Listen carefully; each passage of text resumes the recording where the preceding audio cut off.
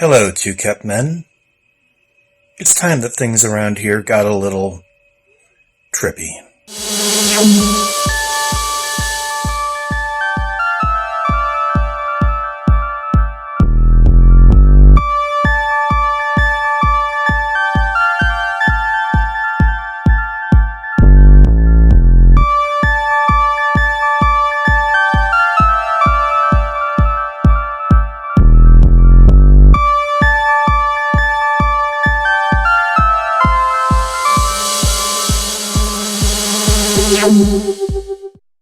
I'm Dan Carlson, one half of Two Cat Men.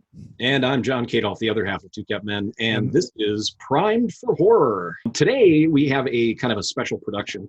We are going to have a guest on today. His name is Dave Nesbit, and he is a musician and a poet, and he is a music aficionado. Yeah, that's the word, aficionado. And a big movie guy too. So yeah, and a big movie guy. He's an actor. He actually was at one time the United States champion in judo as well. Really? Yeah. So if I disagree with him on this movie, he could kick my ass easily. Oh, well, he could kick your ass easily regardless, but whether he will or not is the question. Yeah, I don't think he will, but it's just always nice to know that someone's able to. Without further ado, why don't we go ahead and bring Dave in? Hi, I'm Dave Nesbit. I've known these two lunatics off and on now for, I think the technical term is decades. University of Wisconsin at Parkside Association of Wargamers. I am, like the rest of us, a epic nerd. I write novels and screenplays. I've managed to get one novel published, and I'm trying to sell a TV show and a film and anything else that people will be willing to buy. What's the published novel called? The published novel is called Evolution, and it's up on Amazon. Basically, I call it a superhero story for people who are not fond of superhero stories. I'm actually going to be sitting down and doing a table read with some friends to do an audio version of that particular book. So, cool. Aside from that, I'm a photographer and videographer, and and along with all of that, I work a day job. So, yeah. Well, very cool. And we will put a link in the notes for that as well. Yep. So today we're here. What's John drinking today? Oh, I'm drinking an Angry Orchard. And what type of whiskey are you drinking there, Dave? I had a good friend of mine bought me a bottle of Lafroig Scotch and some whiskey drinking glasses. So Erica Von Kampen, thank you very much. Yes, I just have your standard everyday Jack Daniels.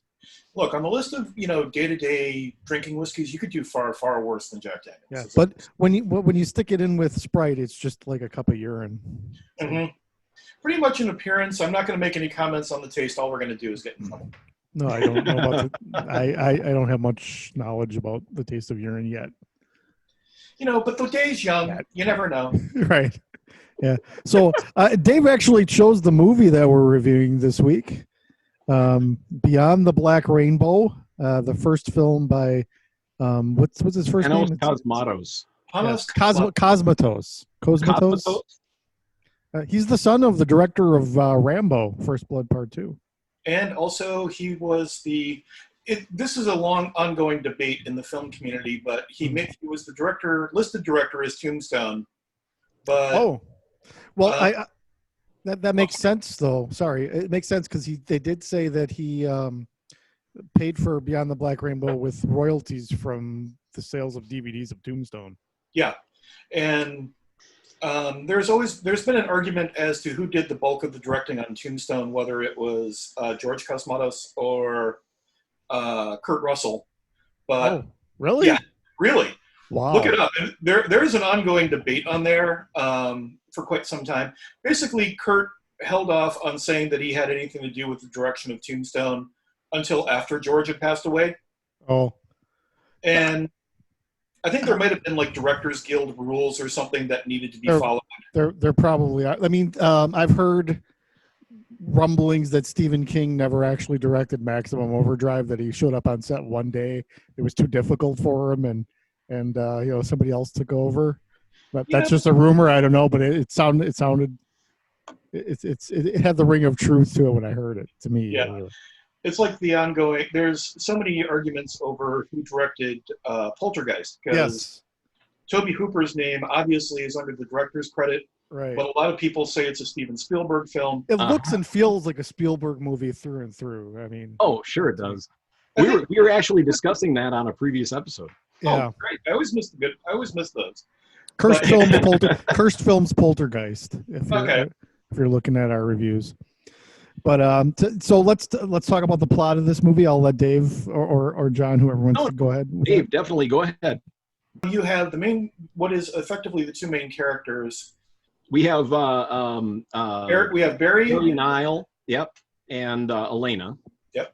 And Elena is a test subject that has been sitting in this laboratory sedated off and on pretty heavily for what appears to be most of her life. And Barry is sitting there effectively looking like he's trying to interview her on a psychological level, but it doesn't take too long to realize that Barry is basically, a psychopathic sadist who's just sitting there kind of enjoying torturing this particular woman on a psychological level. The film carries on. You see more of Barry. You also see a history of the organization that he's a part of and kind of how it fell apart when they did a experiment with Barry, feeding him some particular hallucinogenic and then burying him in this black oil. And when he comes back up, he is a completely different human being, and none of it is very good. Okay, so that's what was happening there. Yep. And then at the end, as the film progresses, Barry basically arranges for Elena to kill a nurse who had just learned some interesting information about Barry and his proclivities. And then, very Cronenberg-esque sequence, I thought. Yeah, that was absolutely one of those scenes where I was sitting there going, I have to give him some respect for not going the full scanners on that, but, Yeah.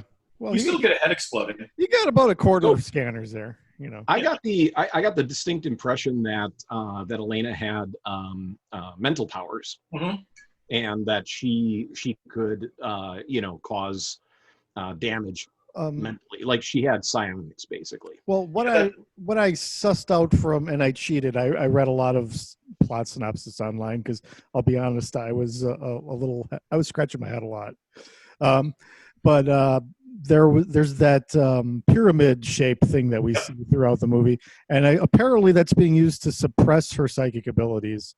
So the goal seems to be to keep her from realizing her full potential, because then maybe she would be able to get out, or I don't know, maybe she'd be too dangerous out. I don't know. Yeah. Maybe you guys want to add to that, or maybe I'm totally off track. I don't know. Well, I think that the idea is that pyramid-shaped object suppresses her abilities, but it's also got a variable switch on it. So when Barry decides the nurse has to go, he turns it all the way down and then has the nurse do something that, excuse me, there is a bug in front of my face. That Barry turns it down when the nurse comes down there and has her actively irritate Elena to the point where Elena just turns around and lashes out with her power. Oh, God. Not long after that, Elena basically works out escaping from the facility. At the same time that she's escaping, Barry kind of reveals his true self at that point, not just in terms of him being a psychotic or a psychopathic sadist, but also taking off the wig that he has and reducing himself to this kind of almost like the last 15, 20 minutes of this feel like somebody tacked on a slasher plot onto it. Yes, to its detriment, I felt, but some people, I guess, don't. I felt like it was a breakdown of his self, and he goes home, he stops wearing his what does his wife refer to it as? Your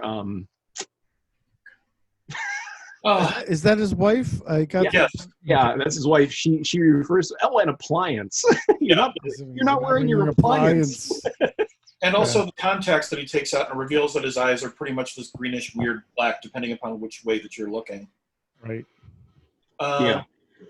So Elena makes her escape. Barry follows her after he kills the originator of the Institute and his wife. Kills a group of heavy metal kids who are partying out in the woods. I just want to inject something. Did anyone else get the vibe that felt like a deleted scene from Freddy versus Jason? Yeah, kind of. Okay. At the end, Barry finally catches up with Elena, and now this scene has always kind of come up for people debating what happens physically, whether she's holding him in place and then trips him, or if he just trips over a root or something. But he basically falls, fractures his skull, and dies, and then Elena goes to walk off into the real world. Mm-hmm. And that, by and large, is pretty much the plot of the actual film. You've actually compared it to the work of Tarkovsky. So yes. So I'd like you, if you have any thoughts on that or any observations you'd like to. Well, Tarkovsky has always, or was, I should say, he passed in I think it was the late 80s, maybe. What about? I would think probably around 80 because 79 was his last movie. Yeah. Slasher or Stalker. Sorry. Yeah.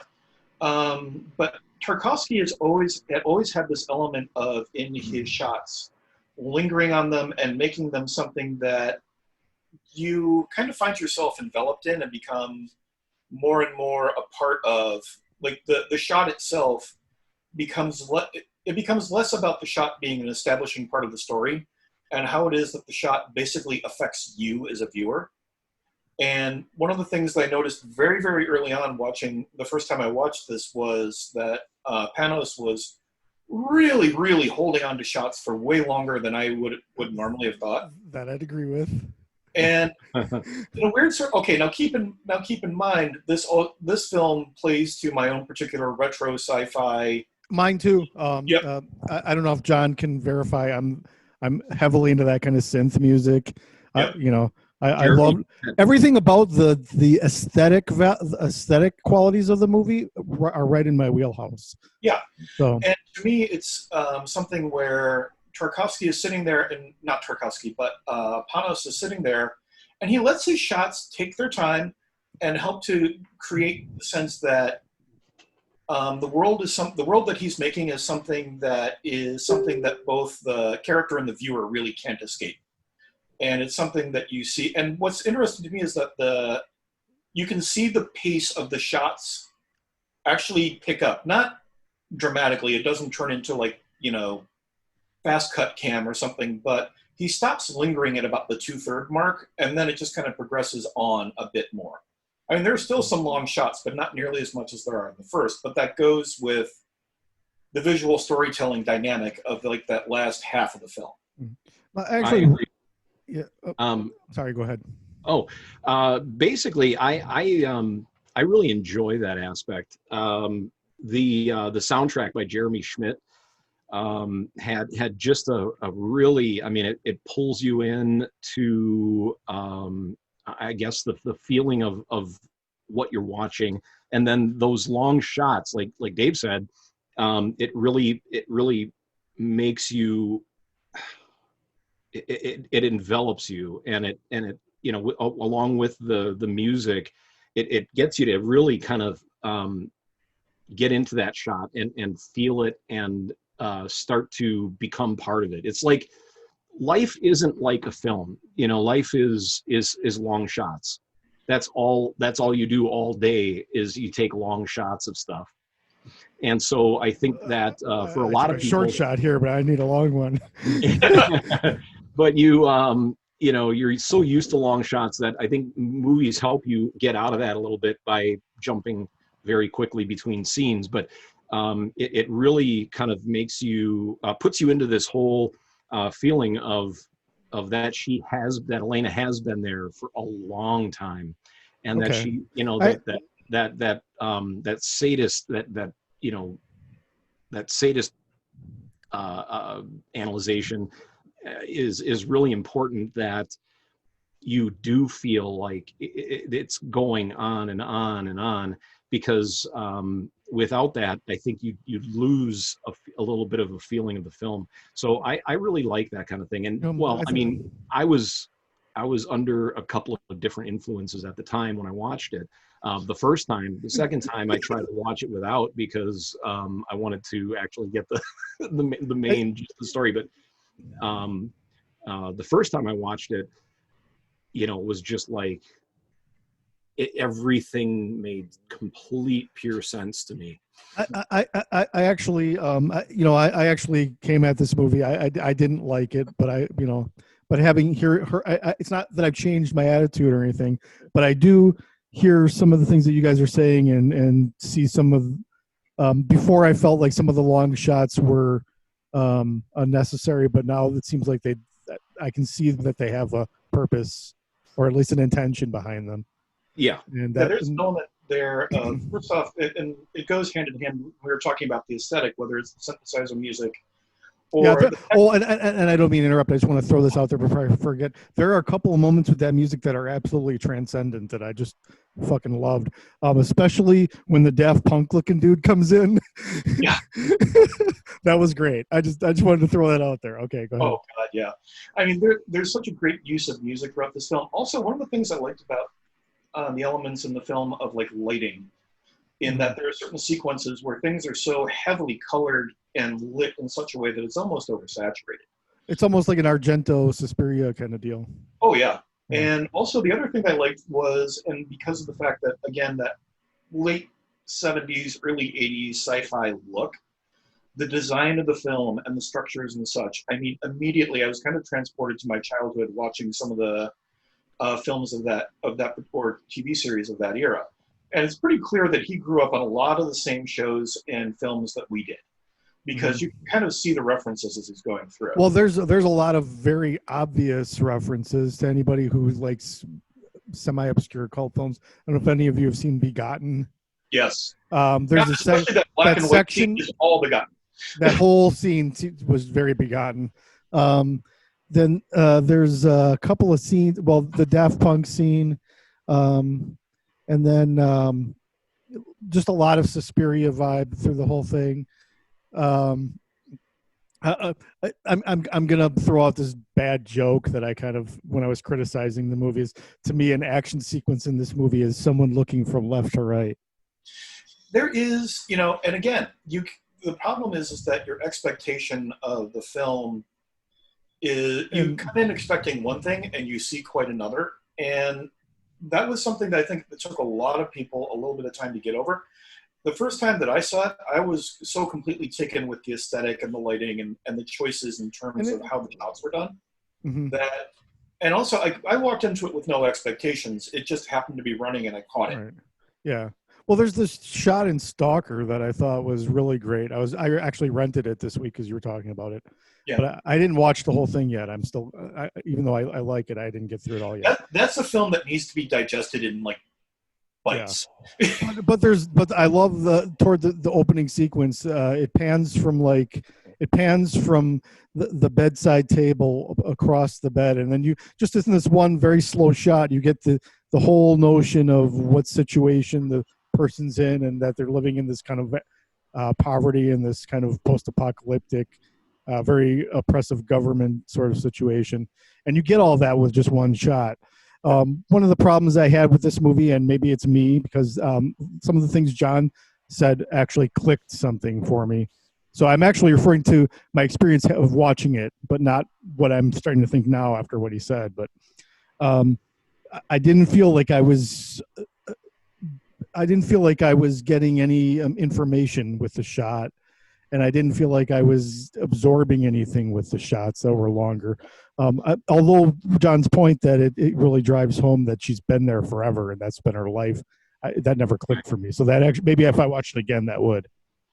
Yeah, and sometimes it's very helpful to hear a couple of perspectives, and when you go rewatch it and you have that kind of thought in mind, it really kind of helps bring you back into the film a little bit more if you're looking at it from a little bit of a different perspective, which is why I think it's great that we have three of us. Yeah, we were saying this is the perfect movie for three people to mull over, because you're definitely gonna. This is a film that I love. I have a fondness for films that people either love or hate. And this is a film that is really divisive in fan communities. And I love sitting in on the debates on it. Although, to me, I think the definitive take on the film, thinking of people who are doing reviews, and if I might pimp somebody whose work that I really, really like on YouTube, Mm-hmm. there is a film reviewer analyst who goes by Nick Spears, NyxFears. Okay. And she did, I think it was like about a half an hour long video on the film that did a really great job of explaining the point and purpose of first the long shots, where it creates a mindset where you're stuck in it. It's all a part of a world that you're sharing with this person, but it also forces you to sit there simply to kind of take in the details of everything that's going on around you. And that kind of pays off toward the tail end, where the pace picks up a little bit and there's a little bit more information going on in the frames. Primed for Horror, part of Two Kept Men, we have a tradition of rating our movies with one of two different possible outcomes, and that is pressing play or pressing eject. So we'll let Dave go first. What do you say? This is definitely a press play film for me. Yeah, definitely. Yeah, I would definitely agree with that. It's a definite press play. Go into it, thinking about the things that we've talked about, and that Dave kind of really enlightened us to, and watch it from a perspective that we were talking about, and I think you will be very happy with it as well. And yep, I'm still on press eject, but I have a few things to think about. I might actually revisit it again one day. It's not. I mean, when I watched it, it definitely feels to me like a movie you have to be in a certain frame of mind to take in. It's not something you just throw in any day. But when I watched it, I actually had to walk away from it like 4 times and come back to it. Jesus. And it was actually kind of making me mad that he's just like, come on, move the camera. I'm so surprised about that though, because of the two of me and John, I'm always the guy that's always pushing for the artsy stuff. We reviewed like Blew My Mind, which is a mermaid coming of age sex flick, and all this strange stuff. But here's the one thing that you'd think we would flip flop on, and I'm on the side of nah, not so much. So there's things I liked about it. I mean, like I said, I love the synth score. Although there's parts of the synth score that were annoying me. Like there's long sections that are just that I was. But once it became more musical, I was in there. Yeah. I liked the visual style. I liked some elements of the story. I liked that he was referencing Begotten and all this other stuff. I believe it was Norm Lee who was the cinematographer on this. Okay, great job. Fucking fantastic. Yeah, he's one of those people that if I was sitting around and I had a budget, he's definitely on my list of people that would be on my, your DP first round draft pick list. Yeah, you could do far worse than have him for your DP. That's for sure. So aesthetically, yeah, good. My first impression was that it was a 7-minute short film that was stretched over an hour and 45 minutes. I don't know if I stick to that now that you guys have actually convinced me that there's more there than I saw. But having not rewatched it, I'm not really in a position to change my final statement. I'm not ready to say press play, but it's a press eject, but I'm wavering a little bit. So if nothing else, it'd be the sort of film that you would put on, like you, Daniel, would put on in the back of on the TV at the back of a party just to have something interesting visual going. It's interesting. I was thinking it reminds me of the sort of stuff that Warhol was supposed to have made. Like he made like 27 hours of the New York skyscraper, and just played it on a wall while he had a party. I could see you doing that. But as far as sitting down with popcorn and I just wasn't.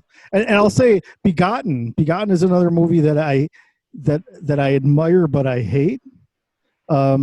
I like some of the imagery. I like what he's trying to do. I love the idea of a movie that was filmed in biblical or pre-history times being found. The idea of Begotten was that film technology existed way back in before history, and it was lost and then rediscovered. So then we find the footage, and what is this thing we're looking at? That's a brilliant concept to me, but to sit down and watch it is a different experience than to think about it. That film is shot in such an extreme level of high contrast black and white Yes. that it gets really painful to look at after a while. Visually, physically painful to watch. Yeah. So and one last addition to throw on in terms of like the storytelling, something, give it a couple or 3 months and then view the film, like the last half of it, or at least the escape section of it, with the idea that whole part and the idea of the film in general is that it's about the perception of power versus the reality of it. Because Mandy's been held, not Mandy, but Elena's been held in this cell for like forever. So as far as she's aware, the entire world is out there holding her in this place. And when she finally escapes, she realizes that it's just an empty building with a guy who is saying that he's powerful, but turns out not to be. Yeah, all of his power is based on his ability to suppress her power. Yeah, and when he loses that, is when he kind of has his breakdown and goes and destroys the rest of his life. Yeah, by killing and Wikipedia's summary of all of that was that she was in fact freezing him in place when he tripped and fell. I don't know. Wikipedia can be edited by anybody, but it seems to be a debate. Yeah, but it does seem to be. It seems to be consistent with what I felt I saw on the screen. I kind of agree with that as well. I felt that she had and it would make sense. Situation. It would make sense because then she would be using her power to assert. She would be asserting herself there. So. Yeah, I mean, the more you guys make me think about it, the more I'm like, yeah, there's actually more there than I thought there was. Upon further review, yes. I can't be pushed over to the press play just yet. I have to see it again, which I'm not. I have to be honest, I'm not itching to do. But I think if I did watch it again, I might have a slightly different perspective.